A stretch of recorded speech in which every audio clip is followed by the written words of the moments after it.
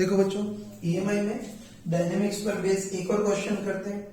तो देखो इस बार भी हमको दे रखा है कि रेल की पटरियों के टाइप से दो फिक्स रॉड्स हैं और बीच में ऐसी कोई मूवेबल रॉड लगा दी है जो बिना फ्रिक्शन के आगे पीछे स्लाइड कर सकती है। देखो ये जो मूवेबल रॉड है उसका मास m और लेंथ l दे रखी है और हमको दे रखा है कि ये दो फिक्स रॉड्स और ये मूवेबल रॉड ये सब हाईली कंडक्टिंग है, मतलब इनका रेजिस्टेंस बिल्कुल जीरो है। देखो सर्किट को कंप्लीट करने के लिए इधर हमने R का रेजिस्टर लगा दिया है और पूरे सिस्टम पर क्रॉस डायरेक्शन का यूनिफॉर्म मैग्नेटिक फील्ड भी लगा रखा है जो कि डिस्टेंस के साथ यूनिफॉर्म भी और टाइम के साथ कांस्टेंट भी है ना। अब देखो हमको दे रखा है कि ये रॉड रेस्ट से स्टार्ट हो रही है ना, रेस्ट से स्टार्ट हो रही है मतलब t=0 पर इसकी वेलोसिटी 0 है। अब देखो इस रॉड को आगे की ओर मूव कराना है ना, तो देखो इस बार में ऐसा करते हैं कि रॉड पर अपनी ओर से F का फोर्स लगाते हैं जो बिल्कुल कांस्टेंट है। ये तो देखो पिछले क्वेश्चन में तो रॉड को किस्मत के भरोसे छोड़ दिया था, लेकिन इस बार में ऐसा कर रहे हैं कि अपनी तरफ से रॉड पर F का कांस्टेंट फोर्स लगा रहे हैं जो इस पर लगातार लग रहा है। तो बस बताओ F का कांस्टेंट फोर्स लगाएंगे तो उसके कारण रॉड की वेलोसिटी बढ़ेगी ना। तो बस हमको देखना है कि इस बार रॉड की वेलोसिटी टाइम के साथ किस टाइप से चेंज होगी, मतलब हमको रॉड की velocity as a function of time निकालना है। चलो बच्चों इसको करते हैं।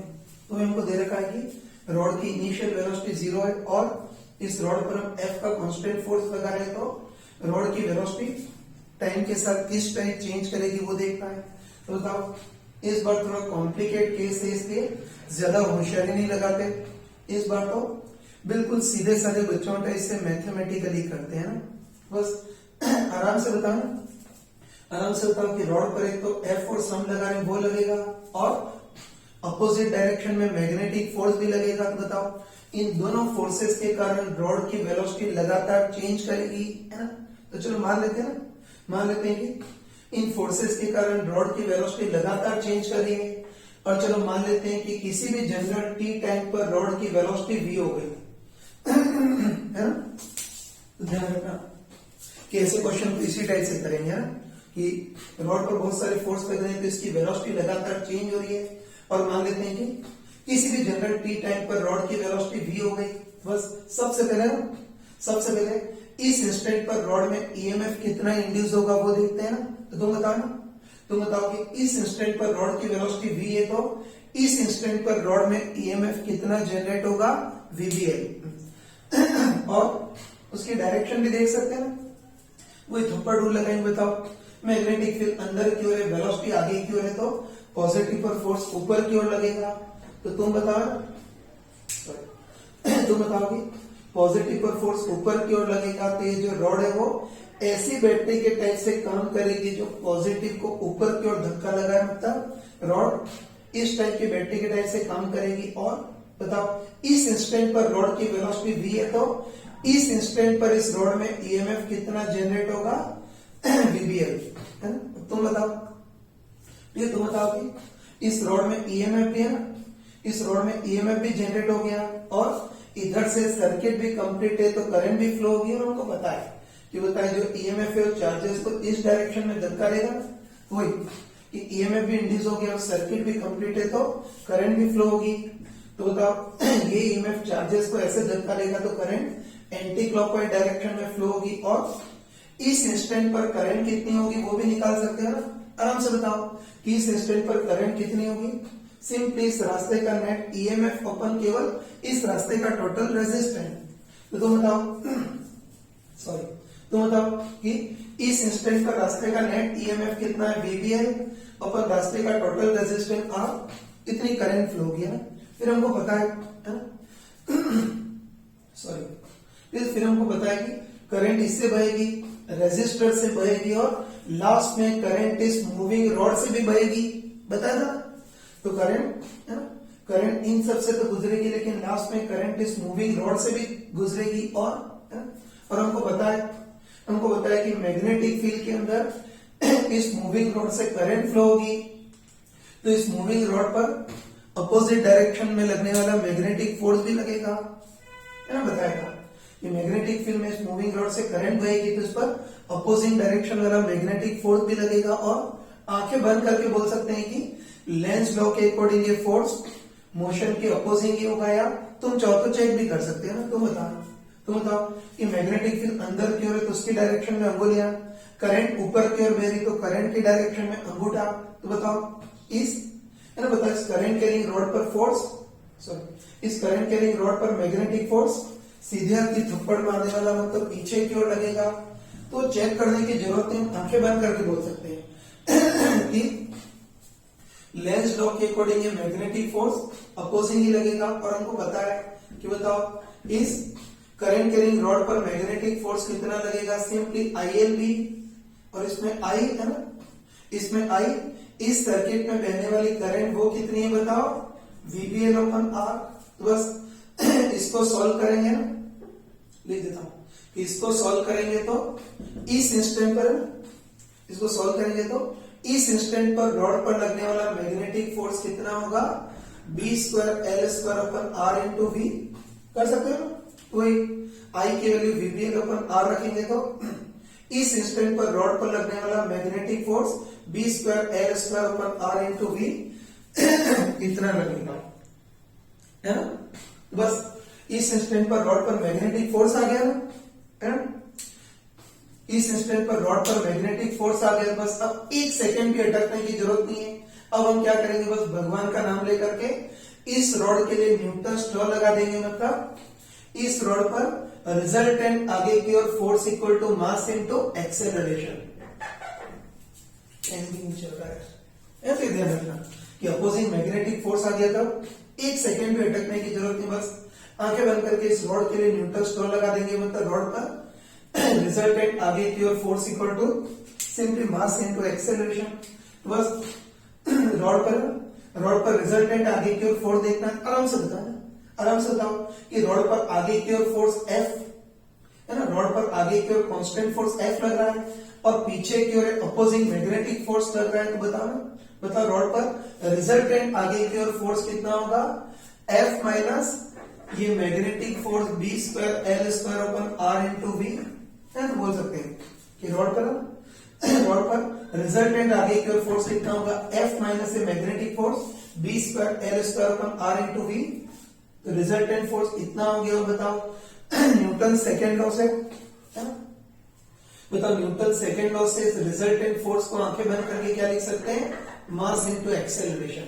बस मास को उधर ट्रांसफर करते हैं, है ना, m को उधर ट्रांसफर करेंगे तो इधर क्या बचेगा, acceleration A equal to m को इधर ट्रांसफर करेंगे तो इधर F/m माइनस इधर B²L²/R × V, है ना। तो m को इधर ट्रांसफर करेंगे तो एक्सेलरेशन F/- B²L²/R × V। देखो ये थोड़े से लेंदी एक्सप्रेशन है ना, थोड़े से लेंदी एक्सप्रेशन है तो इनको लाद करके फिरने की जरूरत नहीं है ना। ऐसा करते हैं कि ये F/m ये भी एक कांस्टेंट है ना, तो F/m ये भी एक कांस्टेंट है। तो चलो इस कांस्टेंट को शॉर्ट फॉर्म में हम K1 बोल लेते हैं और B²L²/R ये भी एक कांस्टेंट है, तो इस कांस्टेंट को शॉर्ट फॉर्म में K2 बोल लेते हैं। तो तुम बताओ कि इस बारे जो एक्सेलरेशन है, मतलब इस बारे जो एक्सेलरेशन है इसको शॉर्ट फॉर्म में हम क्या लिख सकते हैं, K1 माइनस K2 भी है। तो क्या है, पेन भी नहीं चल रहा है। तो इस इंस्टेंट पर जो एक्सेलरेशन है उसको शॉर्ट फॉर्म में हम क्या लिख सकते हैं, K1 माइनस K2 भी ये लिख सकते हैं। बस अब तो रास्ता सभी को पता है, सभी को होता है कि सिंपली एक्सेलरेशन का एक बार इंटीग्रेट करके वेलोसिटी निकाल लेंगे, है तो हमको पता है ना, तो हमको पता है कि एक्सेलरेशन के अंदर वेलोसिटी छुपी होती है।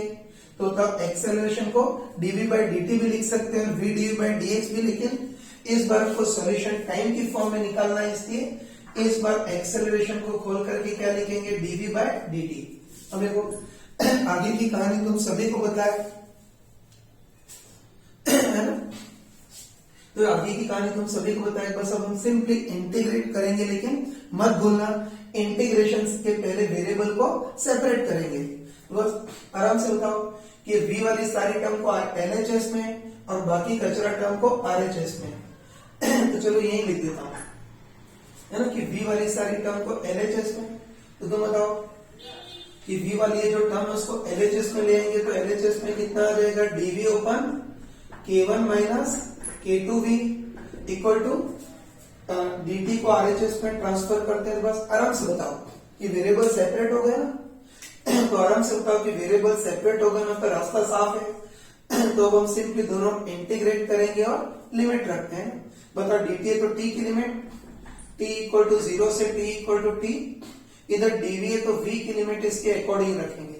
तो बताओ कि t इक्वल टू 0 पर मतलब इनिशियली इसकी वेलोसिटी 0 थी, तो t इक्वल टू 0 पर इसकी वेलोसिटी 0, और किसी भी जनरल t टाइम पर रॉड की वेलोसिटी निकालनी है तो t टाइम पर रॉड की वेलोसिटी v मान लेते हैं। बस इंटीग्रेट करते हैं, इंटीग्रेट करते हैं। चलो इतना तुमको पता होगा है, देखते बताओ कि 1/v जैसा दिख रहा है ना, आराम से बताओ, आराम से बताओ कि 1/v जैसा दिख रहा है। बस v की जगह v की लीनियर टर्म आ गई है, तो इंटीग्रेट करने का वही तरीका कि पहले पूरे का इंटीग्रेशन और फिर v का कोफिशिएंट नीचे।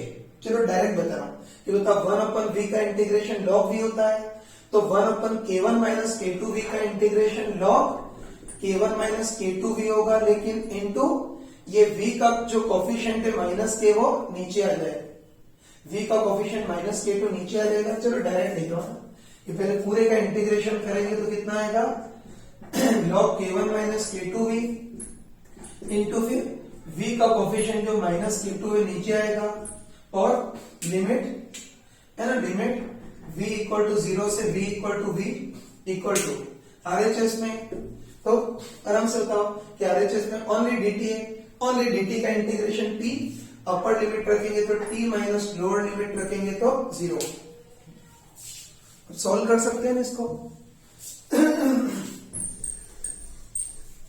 ठीक है, इसको सॉल्व कर सकते हैं। चलो तुम डायरेक्ट बताओ कि माइनस k2 को उधर ट्रांसफर करेंगे तो RHS में कितना आ जाएगा, माइनस k2t आ जाएगा। बस अब इधर लिमिट रखते हैं, वही upper limit minus lower limit है। जगह की थोड़ी कमी है से डायरेक्ट बता रहा हूं, ठीक है, जगह की थोड़ी कमी है से डायरेक्ट बता रहा हूं कि बताओ अपर लिमिट में v की जगह v रखेंगे तो log of k1 minus k2v minus lower limit में v की जगह 0 रखेंगे तो log k1, और तो बताओ कि log a minus log b को क्या लिख सकते हैं, log a ओपन b, तो log k1 minus k2v open k1 ये आ गया। थोड़ा सा और सॉल्व कर सकते हैं, log k1 ओपन k1 तो कितना हो गया 1, माइनस इसमें इसका डिवाइड करोगे तो k2v बाय k1 ये आ जाएगा। तो मैं डायरेक्ट कर रहा हूं, है ना, मैं डायरेक्ट कर रहा हूं कि इसमें मिटा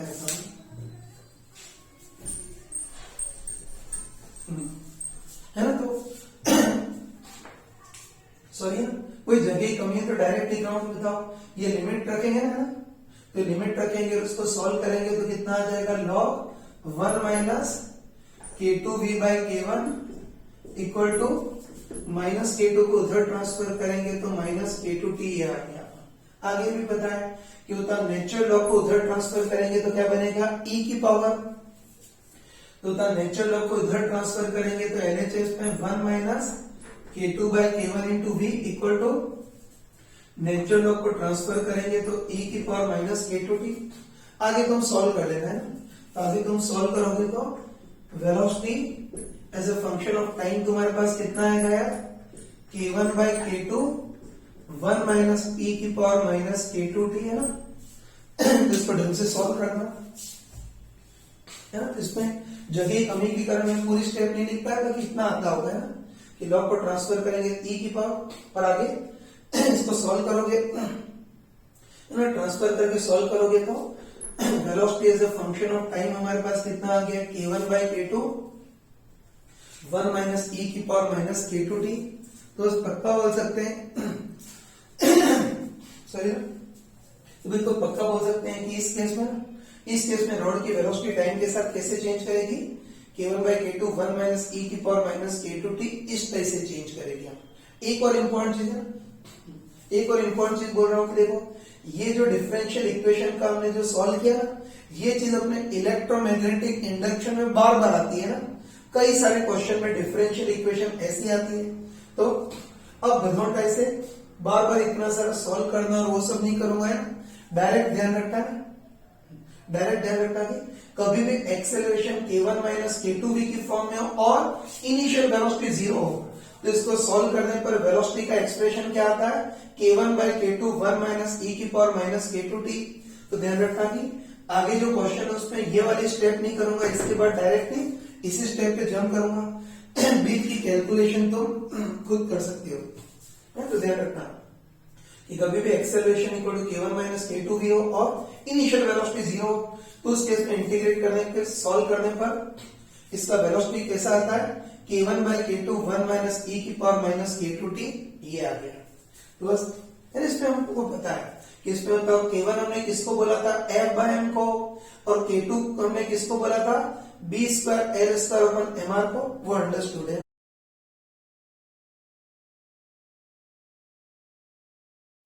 देखो बच्चों, अभी तो हमने रॉड की वेलोसिटी का टाइम की फॉर्म में एक्सप्रेशन निकाला, लेकिन अब हमको रॉड की वेलोसिटी टाइम के साथ किस टाइप चेंज करेगी इसका ग्राफ बनाना है।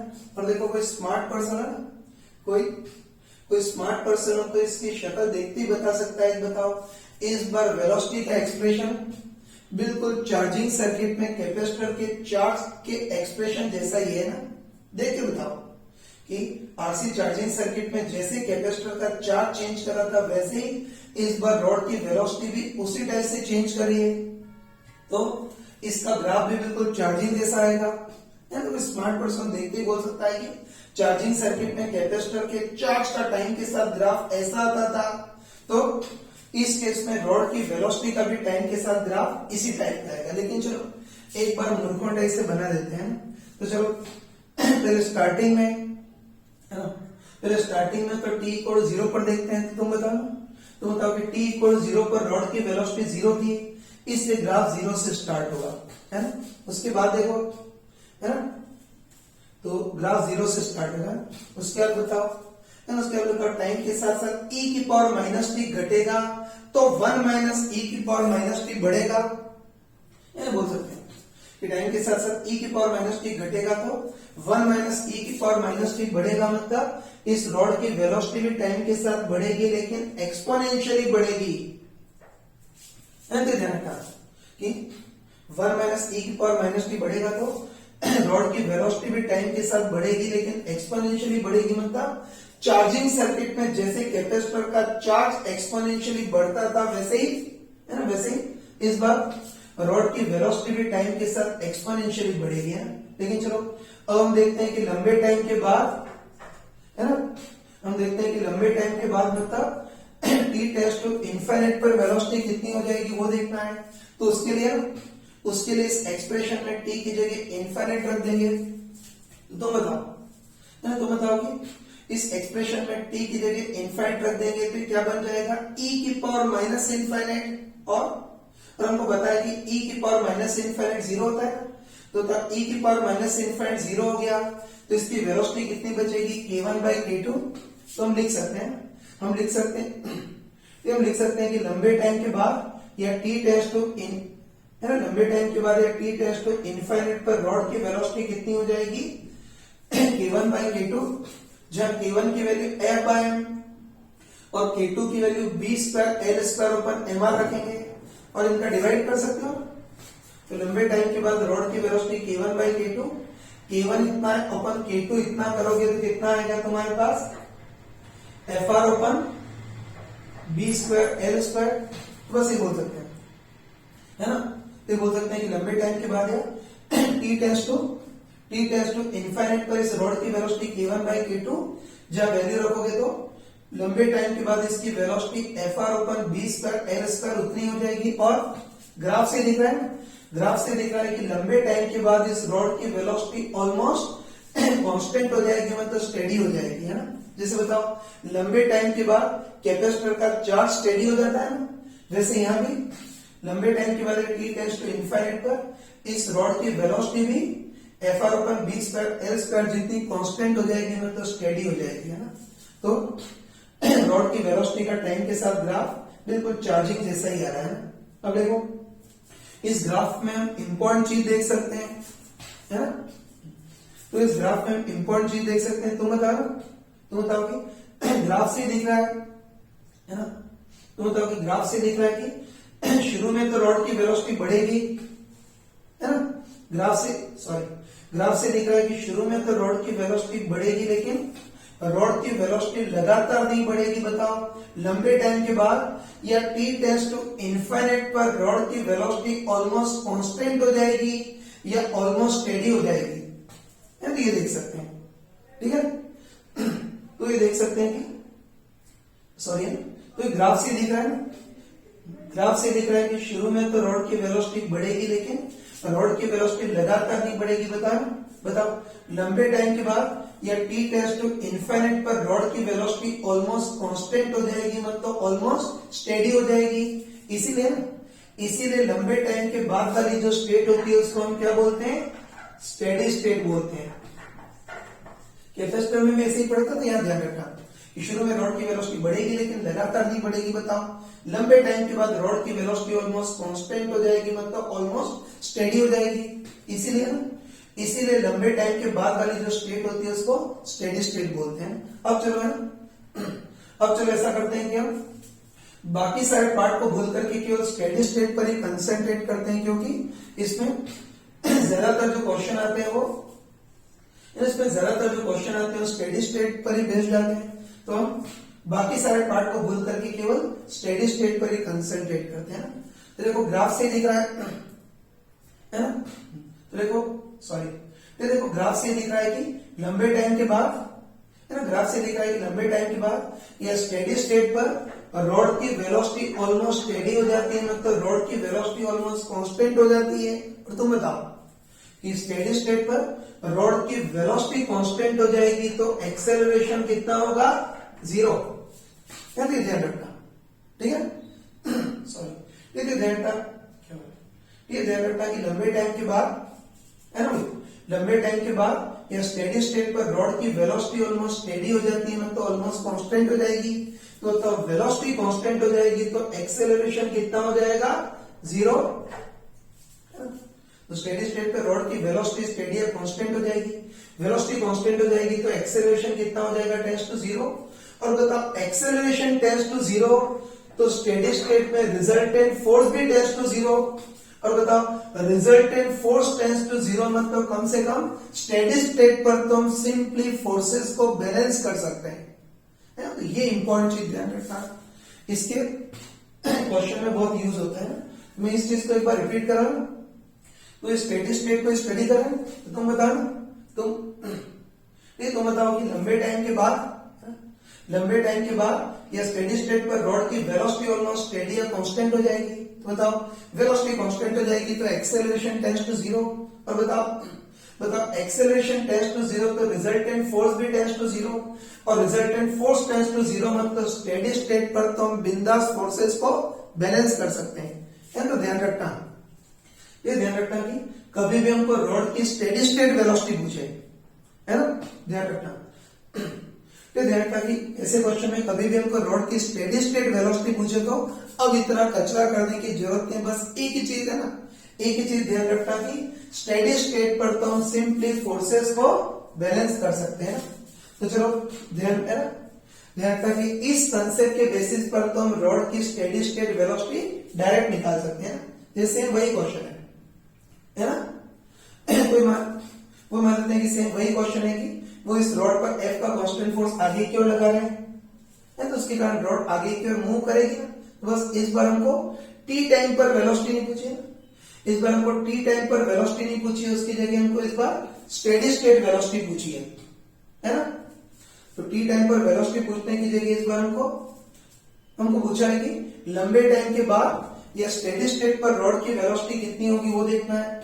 बस हम एक लाइन में कर सकते हैं, ठीक है। तो बिल्कुल एक लाइन में कर सकते हैं। मैंने तुमको चमका कर बताया था कि बताओ स्टेडी स्टेट पर तो सिंपली फोर्सेस को बैलेंस कर सकते हैं, है ना। वापस कहानी बताने की जरूरत नहीं है। स्टेडी स्टेट पर वेलोसिटी कांस्टेंट तो एक्सेलरेशन 0 तो रिजल्टेंट फोर्स भी 0। और बताओ ये होता है resultant force tends to zero, मतलब स्टेडी स्टेट पर तो हम सिंपली फोर्सेस को बैलेंस कर सकते हैं। तो तुम बताओ कि रॉड पर पीछे की ओर तो magnetic force v²L² upon R into V लग रहा है, और आगे की ओर फोर्स कितना लग रहा है F। तो बताओ स्टेडी स्टेट पर तो हम सिंपली फोर्सेस को बैलेंस कर सकते हैं, बस सॉल्व कर लेंगे। तो उसको उधर ट्रांसफर करेंगे तो v इक्वल टू कितना आ गया FR अपन v²L²। और बताओ हमने फोर्स बैलेंस किए, इसलिए वेलोसिटी कौन सी है हमारे पास, स्टेडी स्टेट वेलोसिटी है, मतलब लंबे टाइम के बाद की वेलोसिटी है। तो बताओ कि अभी तो हमने गधोटाई से स्टेडी स्टेट वेलोसिटी डिटेल में निकाली थी। तो बताओ कि अभी तो हमने गधोटाई से स्टेडी स्टेट वेलोसिटी बहुत डिटेल में निकाली थी, मतलब वही सिंपली न्यूटन्स लॉ लगाया था, फिर इंटीग्रेशन करके वेलोसिटी का एक्सप्रेशन निकाला था, फिर मुर्कोटाई से ग्राफ बनाया था, और फिर महामुर्कोटाई से टी टेंड्स टू इनफाइनाइट रखा था। इतने जतन करके स्टेडी स्टेट वेलोसिटी आई थी, लेकिन अगर ये स्टेडी स्टेट का कंसेप्ट पता हो तो स्टेडी स्टेट वेलोसिटी एक लाइन में निकाल सकते हैं। बस 10 बातों की एक ही बात ध्यान रखना कि कभी भी ऐसे क्वेश्चन में हमको स्टेडी स्टेट वेलोसिटी पूछे तो बताओ स्टेडी स्टेट के लिए तो हम सिंपली फोर्सेस को बैलेंस कर सकते हैं। बस पीछे की ओर magnetic force v²L² upon R into v equal to आगे की ओर F, इससे स्टेडी स्टेट वेलोसिटी बिल्कुल डायरेक्ट आ गई। देखो बच्चों, अभी इस क्वेश्चन में किसी भी जनरल टी टाइम के लिए न्यूटन्स लॉ लगाया था, मतलब resultant force equal to mass into acceleration. उससे एक्सेलरेशन का एक्सप्रेशन शॉर्ट फॉर्म में a equal to k1 minus k2 भी है, और इसका इंटीग्रेशन करके वेलोसिटी का एक्सप्रेशन ये निकाल लिया था k1/k2 1 माइनस e की पावर माइनस k2 थी, और इससे वेलोसिटी और टाइम का ग्राफ बनाया था वो एक्सपोनेंशियली इंक्रीजिंग, मतलब चार्जिंग जैसा ही आया था। लेकिन अब कई बार हमको कुछ और भी ग्राफ पूछता है, जैसे कई बार पूछता है कि एक्सेलरेशन वर्सेस टाइम का ग्राफ, कई बार एक्सेलरेशन वर्सेस वेलोसिटी का, कई बार डिस्प्लेसमेंट वर्सेस टाइम का, ऐसे अलग अलग टाइप के ग्राफ पूछता है।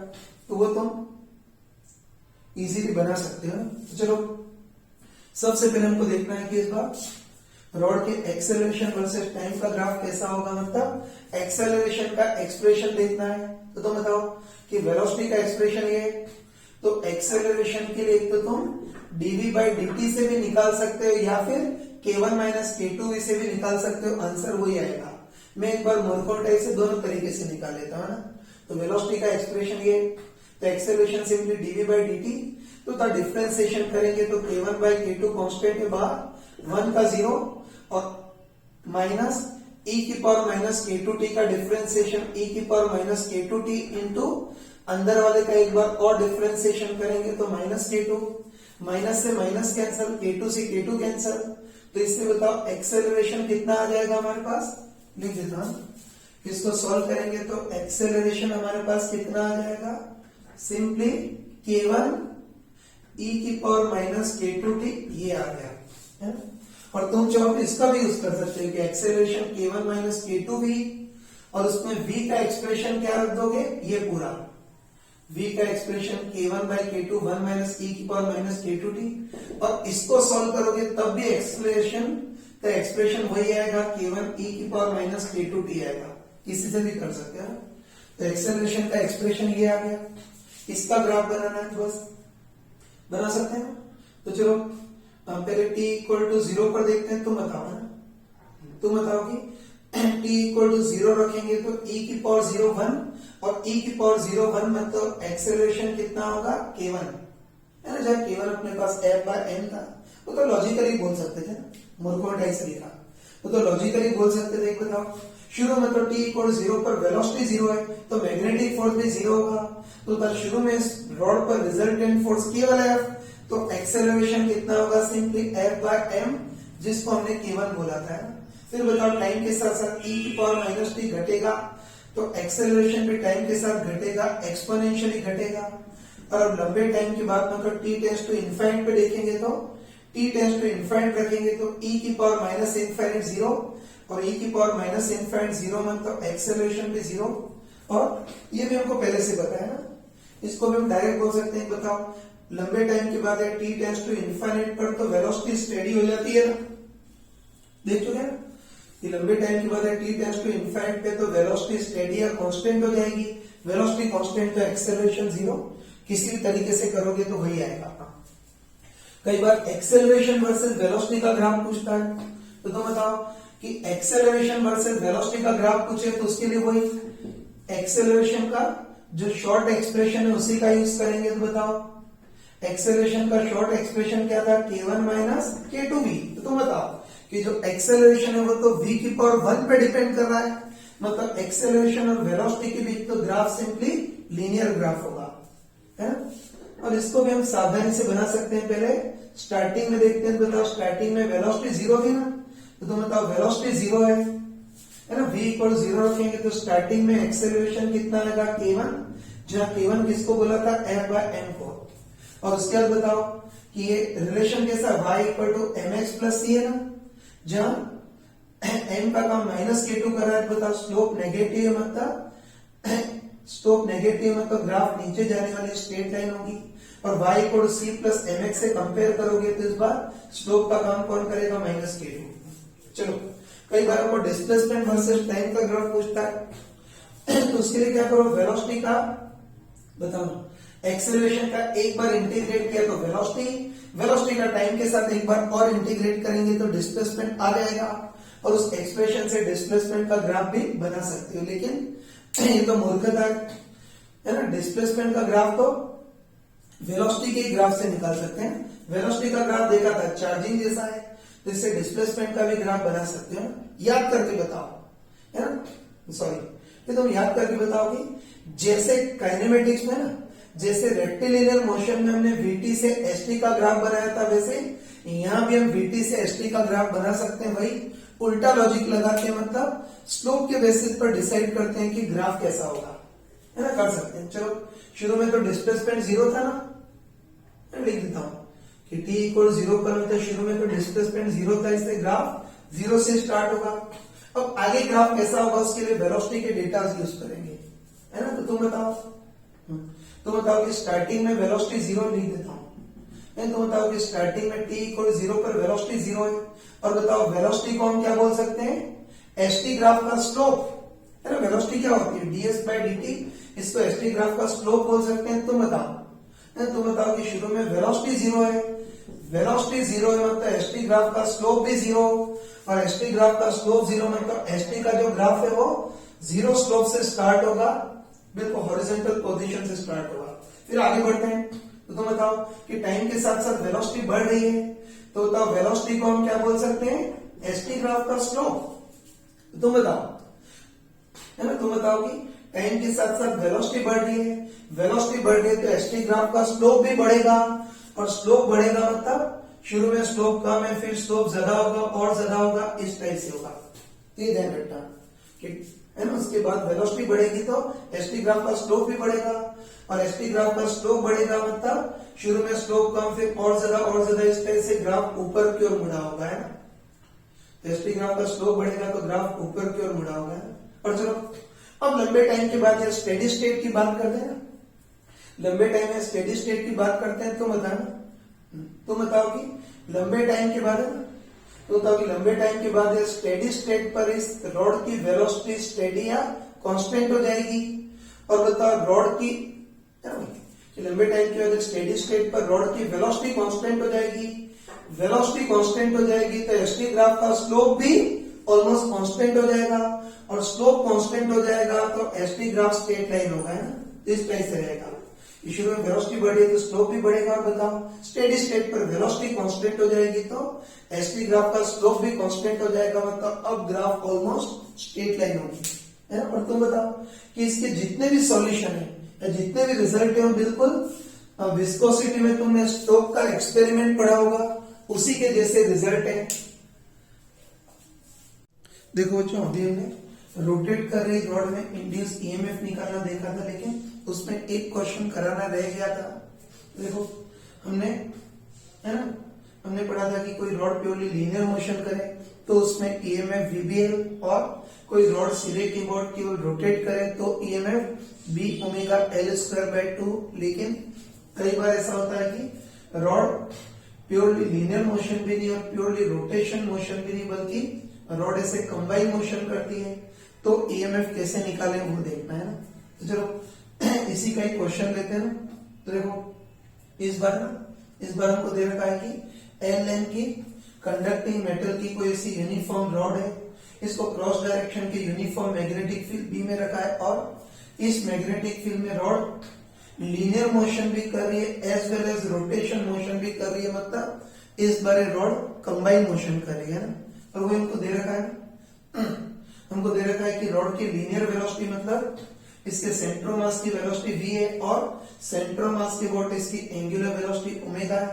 तो बस हमको देखना है कि रॉड के दोनों सिरे ए और बी के बीच पोटेंशियल डिफरेंस कितना जनरेट होगा, मतलब ईएमएफ कितना जनरेट होगा वो देखना है ना। हमको पता है कि इस बार रॉड बिल्कुल आइसोलेटेड है, करंट फ्लो नहीं हो सकती और चमका करके बताया था कि बता अगर करंट फ्लो नहीं हो तब तो ईएमएफ भी उतना होता है, पोटेंशियल डिफरेंस भी उतना ही होता है। बस इस बार रॉड के दोनों सिरे ए और बी के बीच पोटेंशियल डिफरेंस निकालना है, या दूसरे शब्दों में ए और बी के बीच इंड्यूस ईएमएफ निकालना है ना। इसको कर सकते हैं तो तुम आराम से तुम कॉन्फिडेंटली बताओ कि इस बार रॉड कंबाइन मोशन कर रही है और रिजिड बॉडी में सॉरी है ना, इस बार रॉड कंबाइन मोशन कर रही है और रिजिड बॉडी में तुमने पढ़ा होगा कि कभी भी कोई ऑब्जेक्ट है ना, कभी भी कोई ऑब्जेक्ट ऐसे कंबाइन मोशन कर रहा हो तो इसको स्टडी करने का बस एक ही घिसा बेटा कंसेप्ट की लीनियर मोशन को अलग स्टडी करेंगे और रोटेशन मोशन को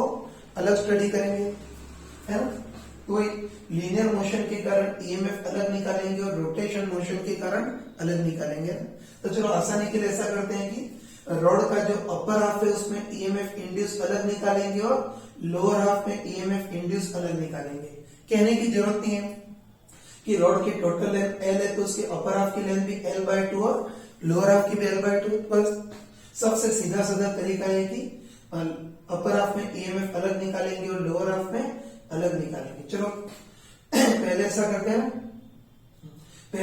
हैं कि रॉड के लोअर हाफ में ईएमएफ कितना इंड्यूस होगा, है ना। लोअर हाफ में ईएमएफ कितना इंड्यूस होगा वो देखना है। बस लोअर हाफ जो है वो भी कंबाइन मोशन कर रहा है, तो इस लोअर हाफ में भी ईएमएफ निकालने का वही तरीका कि लीनियर मोशन के कारण ईएमएफ अलग और रोटेशन मोशन के कारण अलग। पहले लीनियर मोशन के कारण, है ना, तो हमने पढ़ा था ना, हमको बताया कि लीनियर मोशन के कारण तो हर पॉइंट की वेलोसिटी सेम होती है, मतलब है ना, मतलब सेंट्रोमास की वेलोसिटी v है तो लीनियर मोशन के कारण तो रॉड के हर एक एलिमेंट की वेलोसिटी v होगी। और तुम बताओ, है ना, तुम बताओ कि लीनियर मोशन के कारण इस रॉड में ईएमएफ कितना जनरेट होगा, सिंपली VBL, बस L की जगह L/2 आ जाएगा, है ना। और डायरेक्शन हमको पता है लीनियर मोशन के कारण तो इसकी वेलोसिटी आगे की ओर है, तो वही डायरेक्शन हमको पता है कि बताओ मैग्नेटिक फील्ड अंदर की ओर है, लीनियर मोशन के कारण इसकी वेलोसिटी आगे की ओर होगी, तो तब पॉजिटिव पर फोर्स सीधे हाथ के थप्पड़ मारने वाला मतलब ऊपर की ओर। और तुम बताओ कि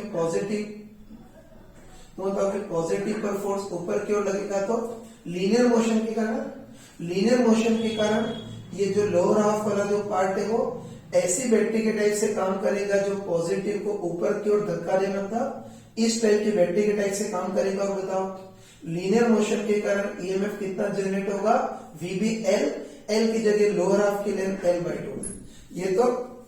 ये तो लीनियर मोशन के कारण ईएमएफ आ गया।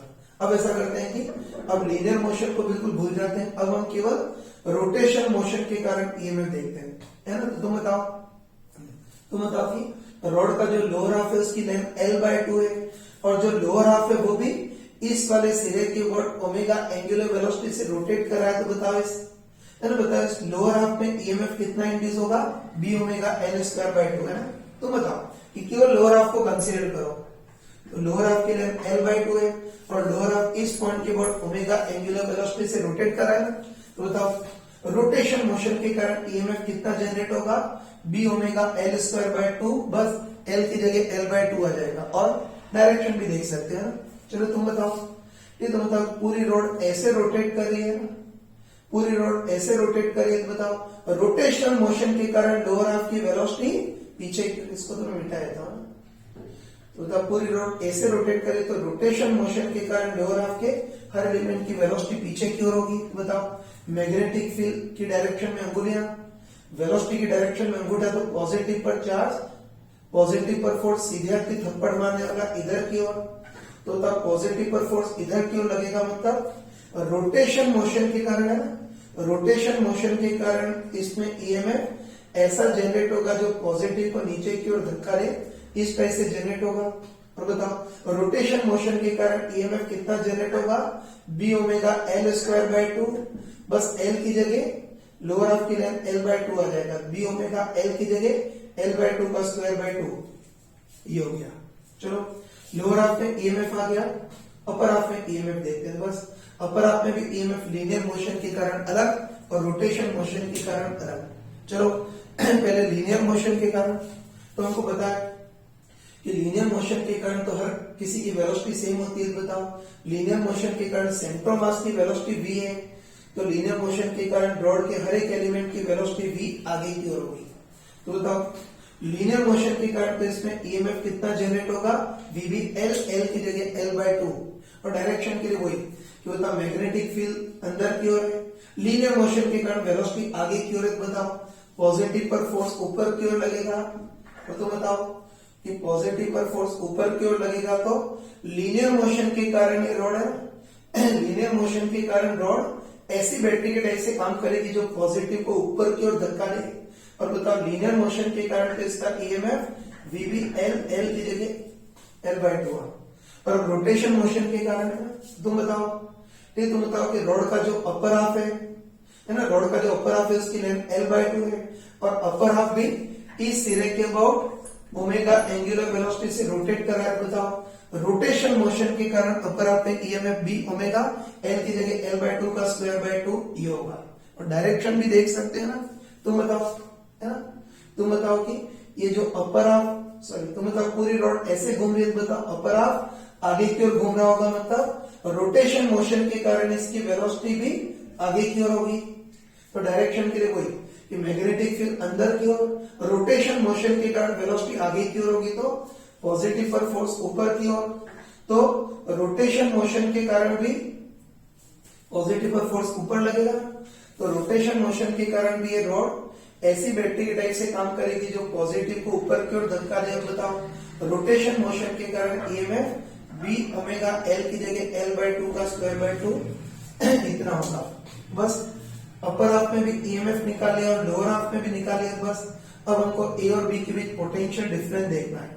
तो कोई स्मार्ट पर्सन हो तो कोई स्मार्ट पर्सन हो तो ए और बी के बीच पोटेंशियल डिफरेंस बिल्कुल डायरेक्ट निकाल सकता है।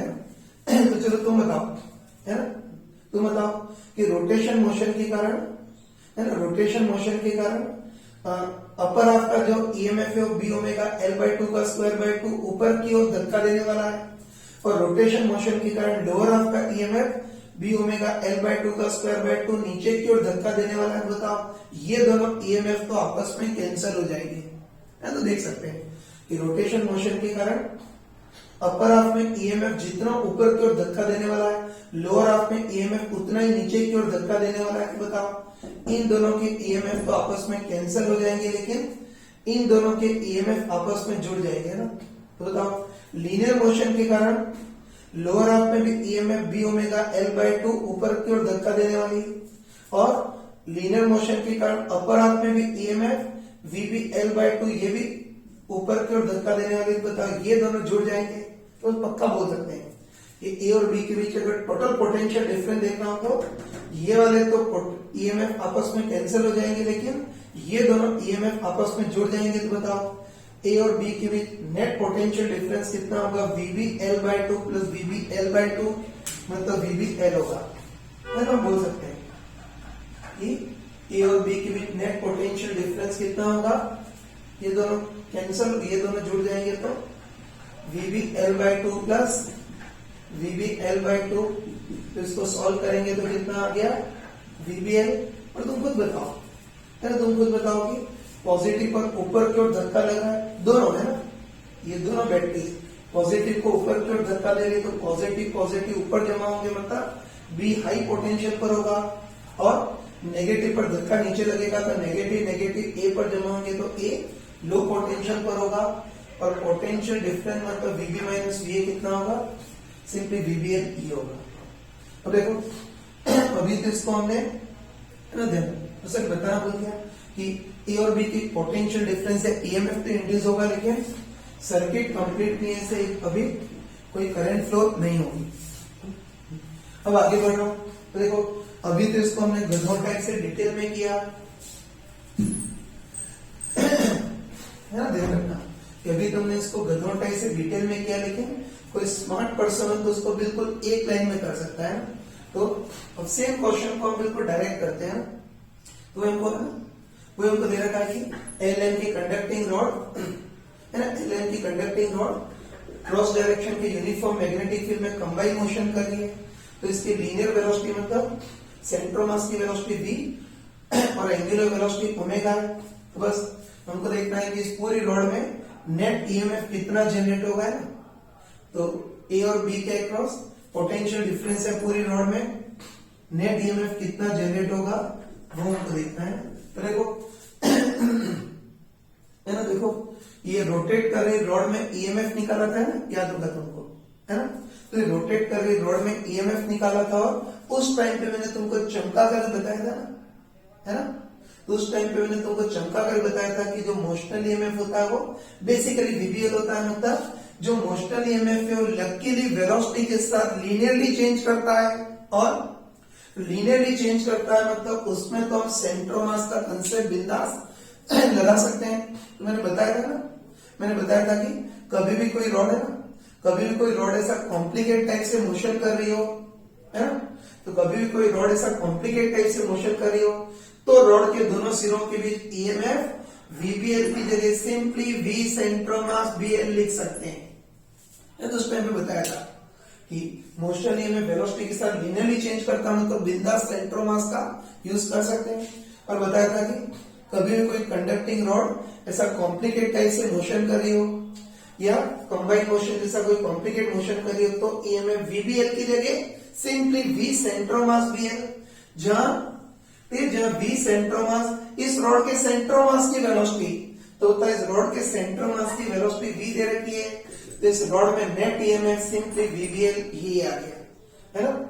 तो ध्यान रखना कि पहले तो हमने गधों टाइप से इतना डिटेल में किया, पूरा ऑपरेशन कर दिया, लेकिन अब अगर एक क्वेश्चन आ गया तो कोई ऑपरेशन करने की जरूरत नहीं, मतलब कोई कचरा करने की जरूरत नहीं, डायरेक्ट बोल सकते हैं कि कभी कोई मेटेलिक रॉड कितना भी कॉम्प्लिकेट मोशन कर रही हो उसमें ईएमएफ बिंदास VBL की जगह V centre of mass BL। तो बताओ इसका रोटेशन भले ही कितना भी हो है ना, एंगुलर वेलोसिटी भले ही कितनी भी हो, सेंटर ऑफ मास की वेलोसिटी V है तो V centre of mass V रख सकते हैं। तो इसमें ईएमएफ VBL होगा और करंट फ्लो नहीं हो रही है तो बता जितना ईएमएफ उतना ही पोटेंशियल डिफरेंस। तो रॉड के दोनों सिरों के ईएमएफ इतना होगा, तो दूसरे शब्दों में रॉड के दोनों सिरों के पोटेंशियल डिफरेंस भी बिंदास VBL लिख सकते हैं।